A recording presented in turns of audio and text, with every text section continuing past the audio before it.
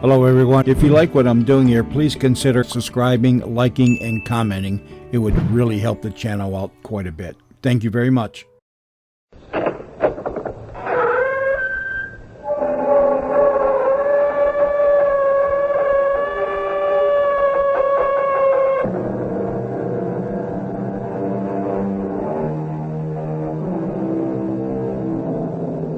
Come in. Welcome. I'm E.G. Marshall. Physical illness is generally something that can be diagnosed, labeled, and treated. But mental illness, that can be another matter altogether. Of course, tests exist, and symptoms can be isolated. But with mental illness, we enter into the vague area of value judgment and personal opinion. Standards are frequently relative and depend on an individual's point of view. Yes, I am ill. But there are hundreds of madmen walking around free simply because you doctors are too ignorant to distinguish them from the sane. I agree with you. You agree? What do you know anyway?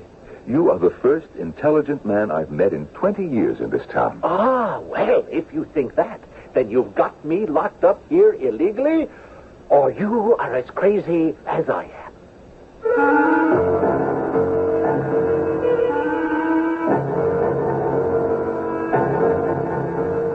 Our mystery drama, Ward 6, was adapted from a short story by Anton Chekhov, especially for the Mystery Theater, by Percy Granger. It stars Norman Rose. It is sponsored in part by Contact, the 12-hour cold capsule, and True Value hardware stores. I'll be back shortly with Act 1.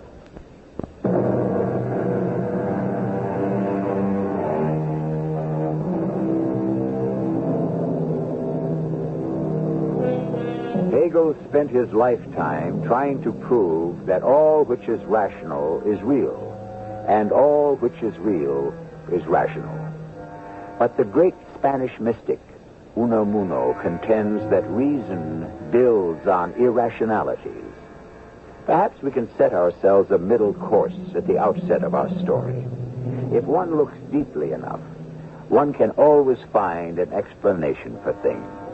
But that explanation won't always be rational. It may be banal or bizarre, or it may be both. We're in a small village in the Russian heartland of the last century.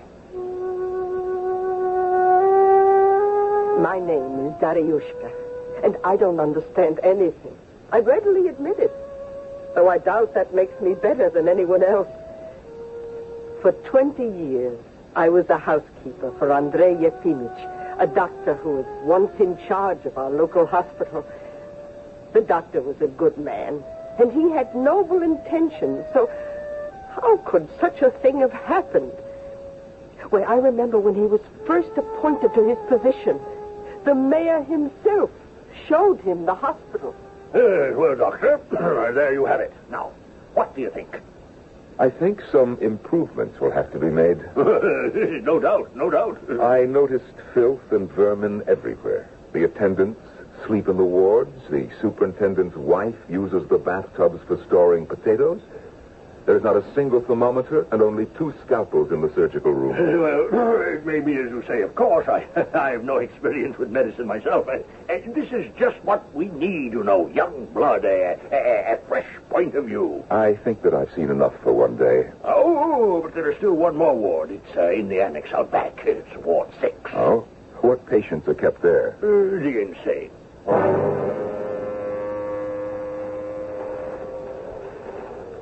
Well, here we are. Oh, be careful of that rubbish there. Old mattresses, hospital gowns, shoes. Well, this must be cleaned up. Isn't there an attendant here? That's me, Your Honor. Oh, this is Nikita. Nikita, this is the new doctor, Andrei Yefimych. Everything's under control here. I see to that. The foyer is filthy. What's the ward like? See for yourself. It's so dark. Well, sir, you can't give them candles. They'd burn the place down. The place reeks. It needs ventilation. Open windows, they'd only try to escape. Tell me, How many patients are there? 5. Everything's in order. You see how quiet they are. Because a man is quiet means nothing at all. What care are they given? Well, they're fed twice a day, and the barber comes once a month. Everything's under control, sir. Everything's under control. Yes, thank you. I can see that. That man, Nikita, he's really not at all suited to be the attendant of that ward. I think he ought to be replaced. Oh, no. Well, why not? Well, he is a retired soldier, you see. He lives on a pension which comes to him only because he holds a job here at the hospital. But I could see bruises on the patients where he's beaten them. Yes. Well, it is up to you, of course. Perhaps I can see to it that he mends his ways then, and at least ventilates the ward.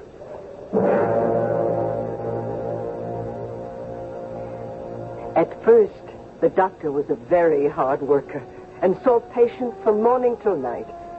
And he was honest, too, no question about that.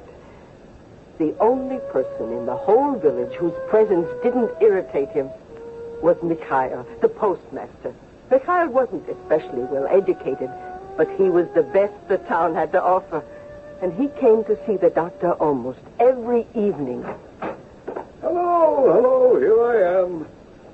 What a day. Well, my friend, and how are you? You look concerned. Is something the matter? It all seems so futile, Mikhail. I just had 2 new cases of instruments installed in the surgical ward, but I can't see what earthly good they'll do unless the ward itself is kept cleaner. Well, what can you do?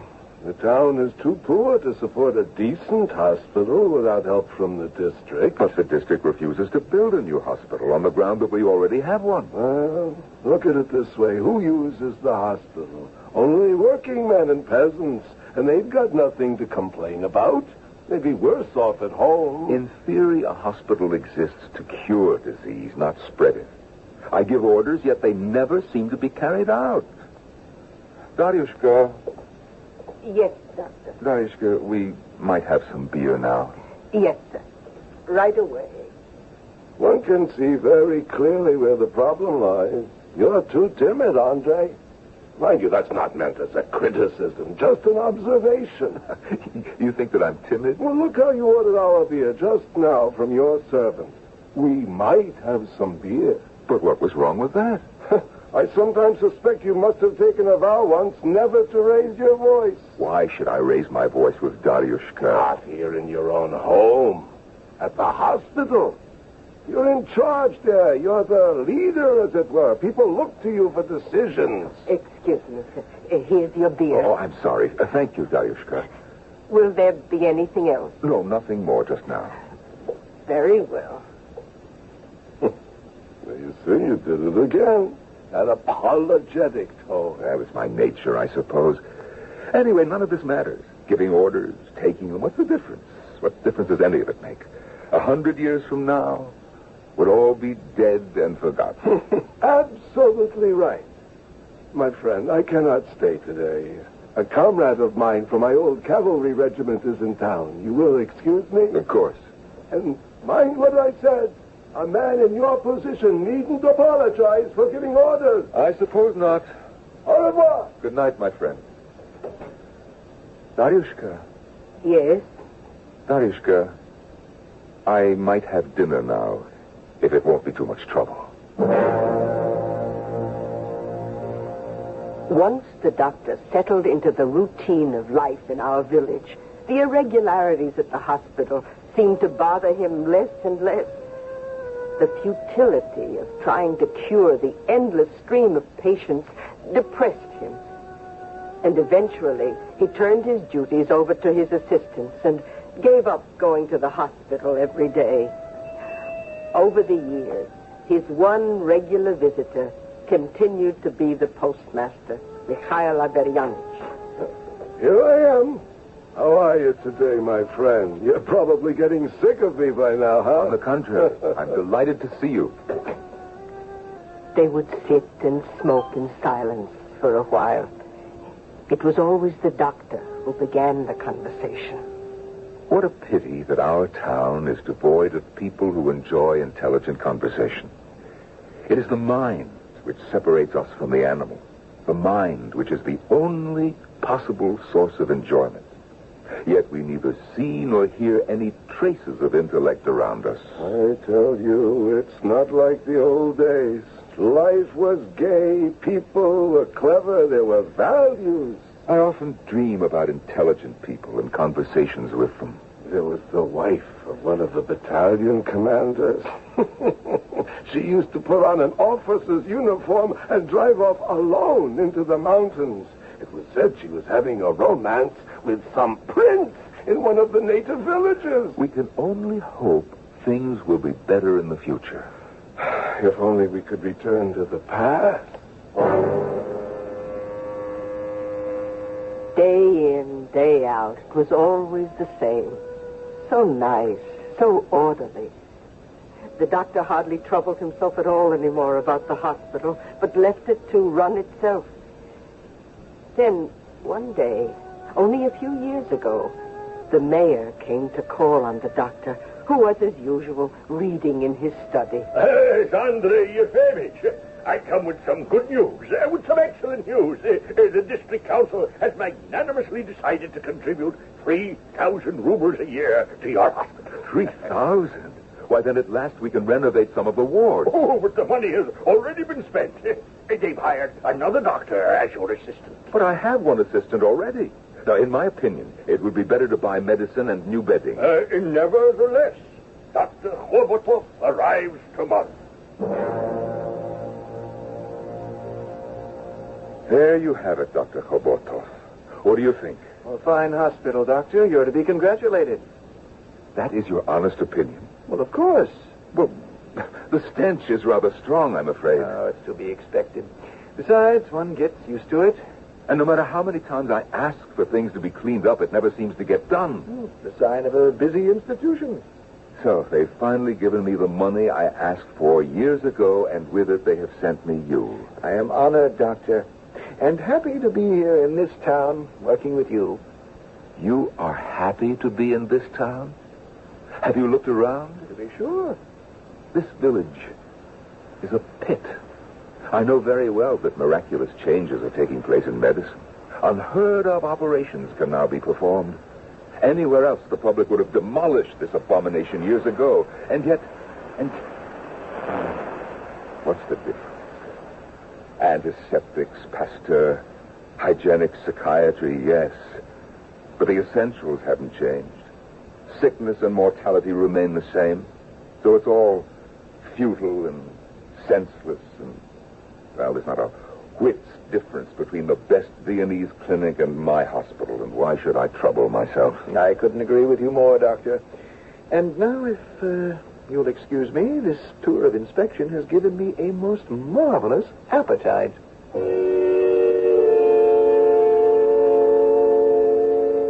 And then, only a few months ago, the rumor began. A strange rumor. Dr. Andrei Yefimych has begun visiting Ward 6. That's the annex out behind the hospital. The lunatic ward.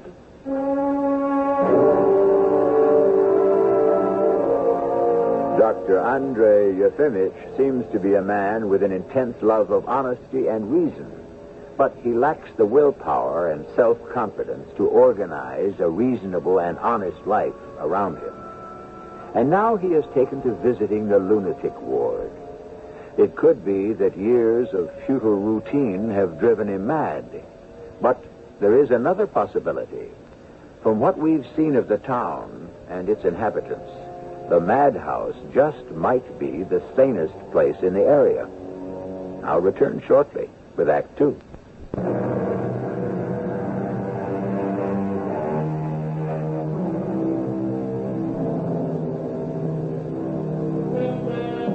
A mind is neither water, shell, skin, nor fire, says Edward Dahlberg. It is good and then evil, savage and then domestic. We are each of us bound by the way we see the world, and that vision can become distorted by a process as gradual as aging itself. Indeed, it is possible to lose one's grasp of reality not in any cataclysmic fashion, but step by step. And not only by wrong actions, but by no action at all. I can't say for certain when the doctor started his daily visits to the lunatic ward, but I think it was one afternoon when he was out by the gate saying goodbye to Mikhail. Moisika came by. Moisika was the one patient from the Ward 6 who was allowed to roam freely. He was a harmless old man who begged bits of food or kopecks from those he passed. This particular day was cold, and Moisika was barefoot. The doctor watched him in pity and then followed him to the annex. Good evening, Nikita. Yes, sir, Your Honor. I saw Moseika. He was barefoot, and it's quite damp out. Perhaps you could see to it that he gets a pair of boots. Otherwise, I'm afraid he might catch cold. Yes, sir. Yes, Your Honor. I'll report it to the superintendent at once. Please do. Ask him in my name. Say that I requested it. Yes, well, the doctor has come at last. I congratulate us. Who's that? Who's that? New patient, Ivan Dmitritch, Your Honor. The young aristocrat you admitted 3 months ago. Well, the doctor has stopped to visit us. The dirty dog. Don't worry, Your Honor. I'll shut him up. No. I'll speak to him. Yeah. Kill the cat. Go, kill him. No. Killing's too good for him. Drown him in the swamp. Why would you want to kill me? Why? Oh, thief. I've never stolen anything. Quack. Hangman. Now, try to compose yourself. Tell me, what is it that makes you so angry? Why do you keep me here? Because you are ill. So are thousands of others. But they walk around free because you are too ignorant to distinguish them from the sick. That's probably quite true. Yes. So why am I shut up here as a scapegoat for all of you? Huh? It is immoral. It is illogical. Unfortunately, morals and logic have nothing to do with it. It all depends on chance. Well, you admit that then, do you? Yes, I do. Then let me out. I can't. Why not? You're the doctor. What would be the use? The police and townspeople would only bring you back. Well, what am I to do then? I don't know. The best thing would be to run away, but that would be useless. Better times will come, won't they? Justice will triumph. I don't expect to see it, but other men's grandchildren will, and I rejoice with them. I congratulate them. From behind these bars, I send them my blessing. I see no reason for rejoicing. Even if we do away with prisons and asylums, the essence of things won't change. People will still fall ill, grow old, and die. We'll all end up the same, in the coffin or the pit. And immortality? I don't believe in it. You're an educated man. Yes, I attended the university. Why are you here? I have a persecution mania. In any case, you know how to think. That's what's important. You can find solace within yourself. Oh, I love life. I love it passionately. Give me news of the outside world. Tell me, what is it like in town? The town. Well, the town is insufferably boring. There's no one to talk to. No new people, except a young doctor by the name of Khabotov. Yes, I met him. He is a boor. Oh, no. Well, yes, he is. A man of no culture whatsoever. Yes, but how are things in general? What do they write about now in the newspapers and magazines that come from Moscow and Petersburg? Well, let me see now. Where to begin? You know, in all the time that I've lived here, you are the first man I've been able to talk to.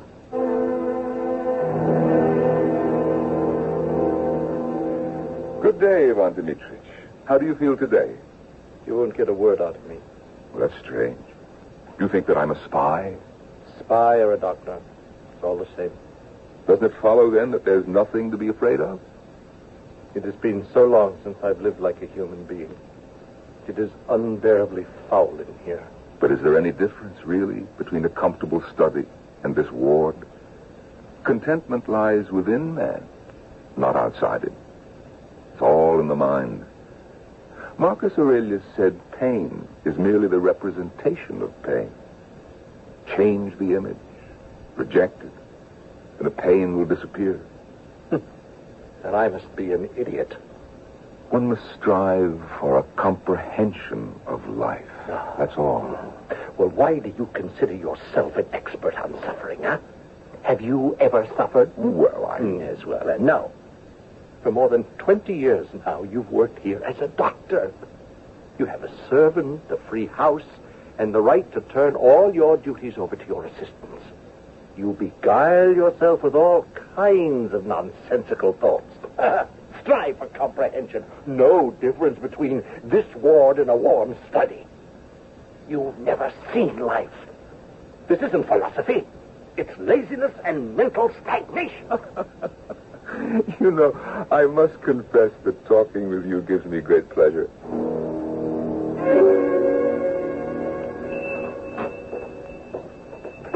Good day, Daryushka. Is the doctor in? Hello, Mikhail. No, I'm afraid he's gone to the annex again. Again? It seems he goes there every day now. Oh, it's worse than that. Twice a day. And today, 3 times. It is strange. Oh, go to him, Mikhail. Talk to him. Me? What would I say? You're his friend. The rumor about his frequent visits to the lunatic ward is spreading everywhere. But he is the head doctor, after all. And if he chooses to visit a certain ward, he must have a perfectly good reason. Still, I'll go and see him. Nikita. Yeah? Oh, it's you, postmaster. Is Andrei Yefimych here? Yes, but I don't think he'd thank you for disturbing him. He's in consultation with one of the patients. Yes, so I've heard. Don't ask me what good it does. Oh? He sits and talks to that Ivan Dmitritch for hours, but I've never once seen him write a prescription. Do you suppose perhaps I might overhear a bit of their conversation? Well, that's easy enough. Come over here. I'll open the door a crack and you can listen. Oh, be careful. They won't notice you. Not them, not the way they carry on. You'll never succeed in converting me to your beliefs. You know nothing of reality, for you have never suffered. I have absolutely no intention of converting you. That's not the point, my friend. Suffering and joy are transitory. The point is that we can think. You and I were capable of reasoning. That's what creates the bond between us. See how they sit together on his bed, side by side? Is it always like this? Oh, yes, to be sure. I've heard enough. Dr. Kobotov, the assistant, was here yesterday. He listened, too. What does he think? It's his opinion that Andrei Yefimych has completely lost his moorings. Daryushka. Yes, Doctor. Daryushka, have you noticed anything odd lately? Odd? Yes. I could swear that people are behaving differently towards me. Oh, you must be imagining things. The nurse looks at me inquisitively, and then they avert their eyes and they don't speak to me. They can help it. I'm sure it will pass. Then there is something. But what? I don't know. A letter came today while you were out. A letter? It's from the mayor. Oh. The mayor wants me to come see him first thing in the morning. He says it's a very important matter.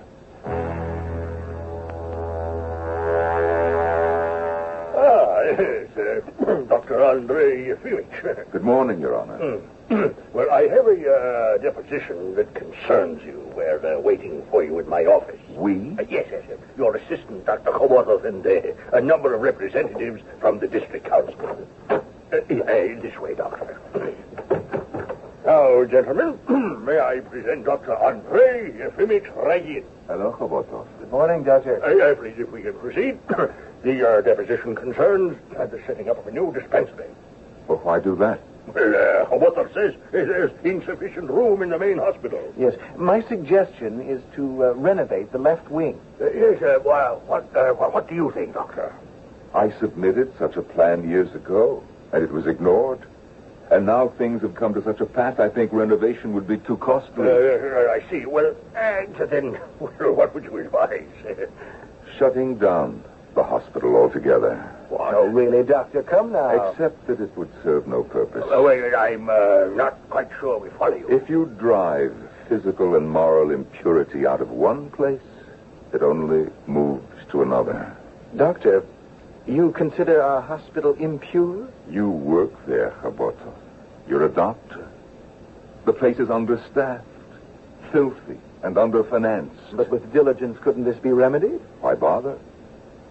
It's all a fraud. A fraud? The mortality rate never goes down. The sick never stop coming. To give any real help to the number of people who need it is impossible. Ergo, you have fraud. Well, can't we talk of alleviating these conditions? But why alleviate them? Since death is natural, why work to keep people from dying? But it's our job as doctors to ease suffering. Why? Suffering leads to self-perfection. If we learn to ease pain with pills and drops, gentlemen, to what will it eventually lead? The complete abandonment of religion and philosophy. Why should any of us here in this room be spared illness when our insipid lives would be empty as an amoeba's, were it not for our suffering? Yes. Thank you, Doctor, for coming to give us your opinion on the dispensary. Now it's time for us old fellows to take a rest, eh? Good day. Yes, good day. Good day. Huh. I think they weren't interested in a dispensary at all. That was a committee appointed to investigate my mental condition. Andrei Yefimich. Oh, Mikhail. Mikhail, what are you doing here? My dear friend, you are not well. Dr. Hobotov has told me that for the sake of your health, it is essential that you have a rest. I'm taking a leave of absence in a few days myself, going away for a change of air. Prove to me that you're my friend. Come with me. Mikhail, I feel perfectly well. I don't want to go away. Don't you understand? You must before it's too late. Yes. Well, you may be right. Or maybe not. What difference does it make? We all end up in the same place. If those people consider you ill, your very life is in danger. The mind may still function. Indeed, in a doctor's case, we might conclude it functions too well. For it is almost as if he were using a certain kind of philosophy and logic to hasten his own doom. I'll return in a few minutes with our final act.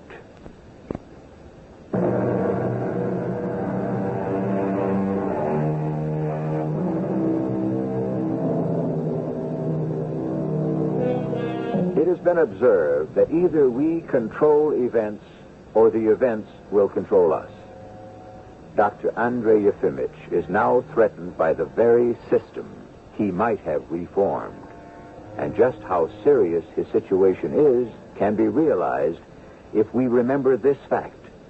While today attempts are made to cure the mentally ill, in the 19th century, if you were locked up as insane, that was usually the last you were seen or heard of.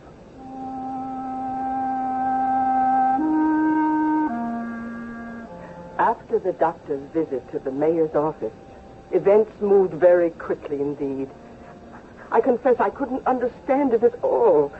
Why, for 20 years, everything had been exactly the same. The doctor had risen each morning at 8 o'clock. He'd eaten his breakfast and then gone to the hospital to see patients. He'd return from the hospital in the middle of the morning and go straight to his study, where he would read for hours on end. Every half hour, he'd pour himself a glass of vodka that he drank without taking his eyes off his book. At 3 o'clock, he approached the kitchen door. He'd clear his throat and say, Daryushka, I might have dinner now. He ate in silence, always lost in some deep thought. After dinner, he would pace from room to room, his arms folded on his chest, still thinking, still lost in thought. And then, toward evening, the postmaster, Mikhail, would come for his visit. And that was how it was, year in and year out. He never raised his voice. He was never violent, never would have thought of harming a soul. A week after he was called to the mayor's office, an important-looking person came to the house, a man I'd never seen before. I heard him suggest to the doctor that he send in his resignation. He talked for half an hour. The doctor sat very still. He didn't say a single word. Finally, the strange man left. Less than an hour later, Mikhail came by. Mikhail, I feel perfectly well. I cannot go away. Why not? To go somewhere for no reason? Without my books, without Daryushka, to disturb my routine? Oh, it's too fantastic an idea. You must. You absolutely must, Andre. Really. For your own health. Well, if it's true that the stupid people here think I'm a madman, perhaps I should. But where would we go? Moscow, Petersburg, Warsaw. I spent the 5 happiest years of my life in Warsaw. What an amazing city. Let us go, my friend. We'll recapture our youth while there's still time.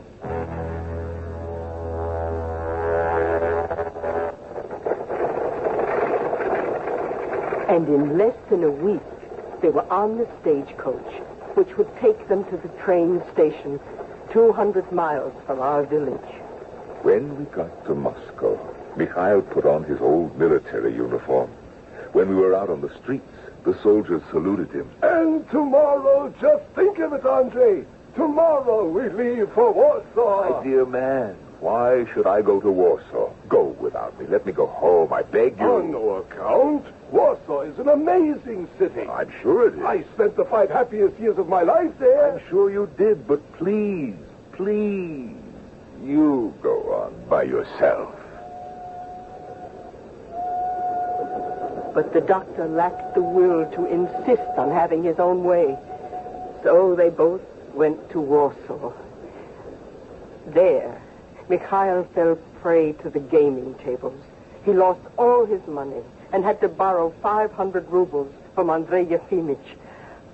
After making the loan and paying for the trip, which he'd only gone on in the first place because his friend had insisted, the doctor returned home with 86 rubles to his name. What was supposed to have been a vacation had frayed his nerves and left him broke. But that wasn't all. Daryushka, I'm home. Andre, how good to see you. Dr. Khobotov, what are you doing here? Come in. Yes, thank you. Well, how was your trip? Insufferable. Mikhail considered it his duty to talk heartily to me the entire time. Where is Daryushka? She's not here anymore. Is there something wrong? No. Is she all right? Nothing has happened to her, has it? No, she's living in the house of Maria Belyova. Living there? I don't understand. Well, there's a room there for you, too. But this is my house. Didn't you know? I'm head of the hospital now. Oh, I see. But, of course, I couldn't know. You see, I've been away. Oh, well, I was probably gone too long. Huh? What happened?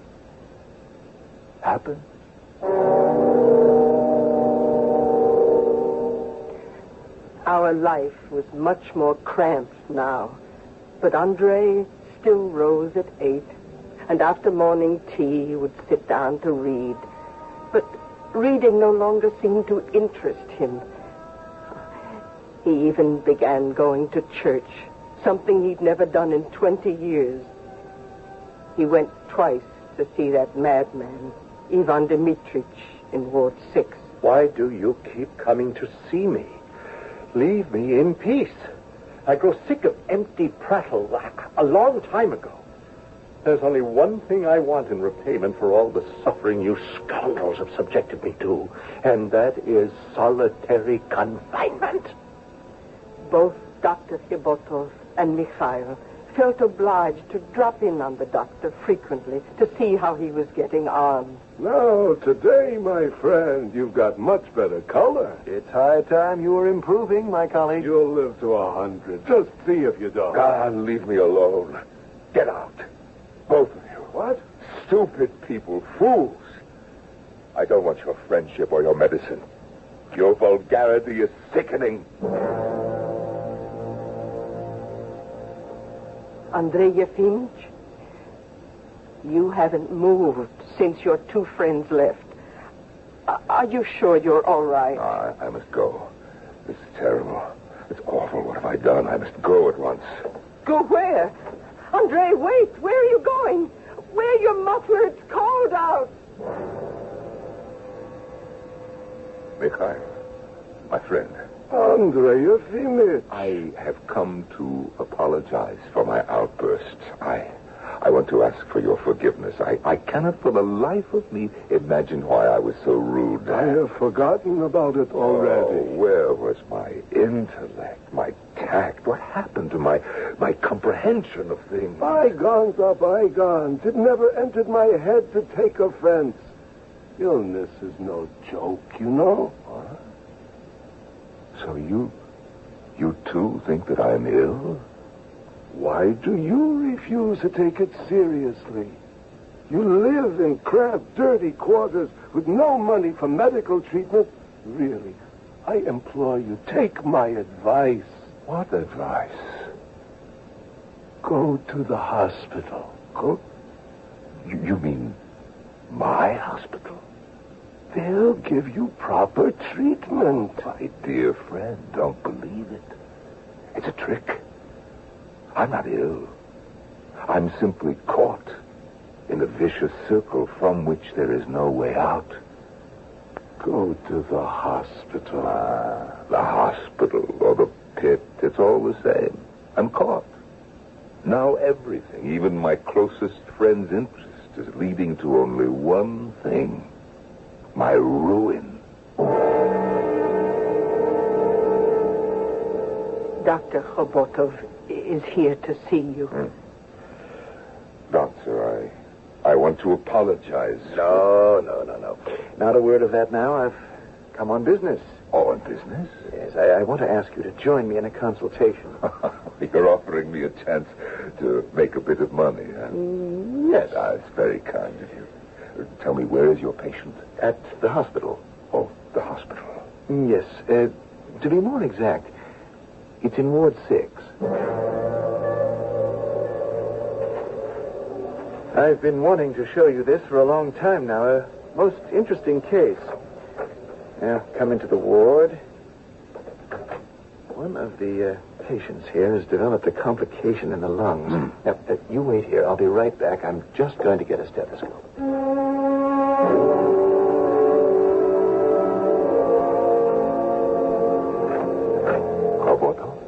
Oh, Nikita.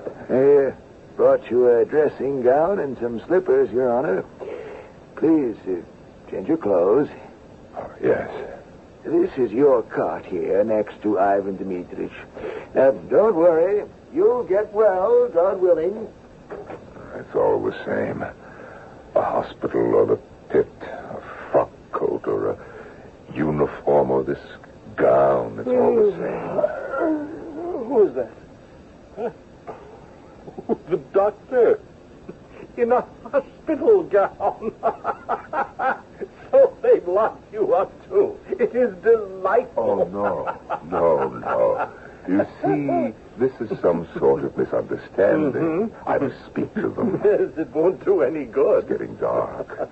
It's time for my beer and cigarettes. Nikita must have my cigarettes by mistake when he took my clothes. I'm going out. I'll tell them to give us some light. Where are you going? Nikita, you must have taken my cigarettes. It's time you were in bed. But I'm only going out for a minute, just to walk a little in the yard. You know that's not allowed. But what difference will it make if I go out? I don't understand. Nikita, I must go out. Don't cause any disorder now. But this is tyranny. I want to go out. You have no right to stop me. Open the door. Open They'll it. never let us out. We'll rot in here. No. Open the door, you dumb brute. Open it up or I'll break it down. I'll teach you to cause a row.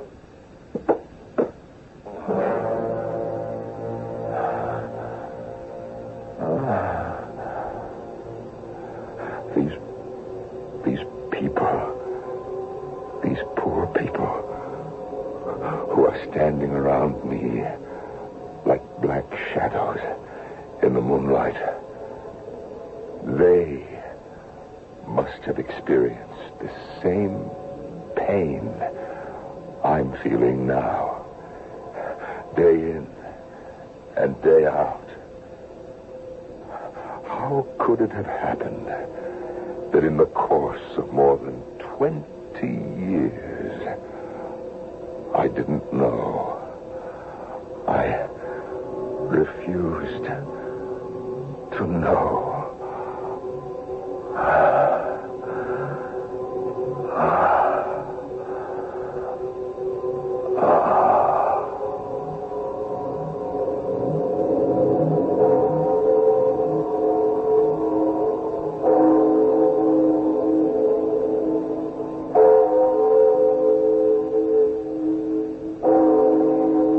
The doctor died the following day. Only Mikhail and I were at the funeral.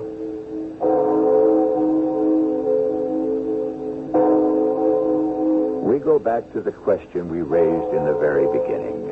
How do these things happen?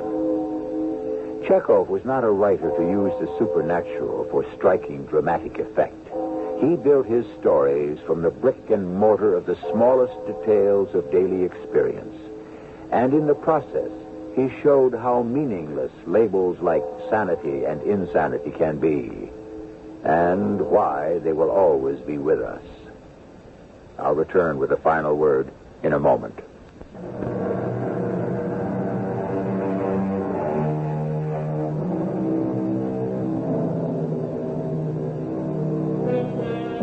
It is said that God showed Solomon highest favor because he asked for understanding rather than a long life. But understanding without action can turn sour and pessimistic and lead a man to his ruin, especially if the times he lives in are less than perfect. And what times are not? Our cast included Norman Rose, Bryna Raeburn, Earl Hammond, Russell Horton, and Eugene Troobnick. The entire production was under the direction of Hyman Brown.